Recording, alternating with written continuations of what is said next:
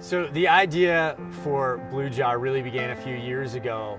Oddly enough, on my birthday, my parents came by and my mother was carrying this enormous box all wrapped up in, I don't care how old you are, that is exciting. And I tore into it like a 5-year-old, and inside was this blue jar. And I opened it up, and inside are all these folded up bits of paper. And the first one that I pulled out was dated November of 1981.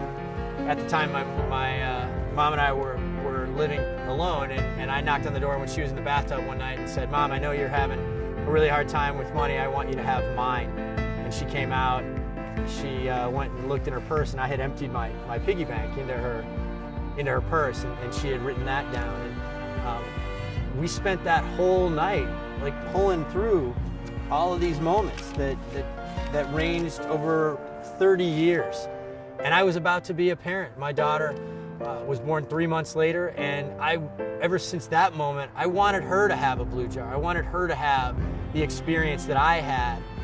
And I would do this much better if I had a reminder, and if that reminder could ask me a question, something like, well, how's she liking gymnastics? Or how's the jazz choir that she's in coming? You know, something like that. And then Grandma would want to get an email, and Grandpa would want to share that picture of her in the choir. Really, the whole point of BlueJar is that everybody's life is worth chronicling.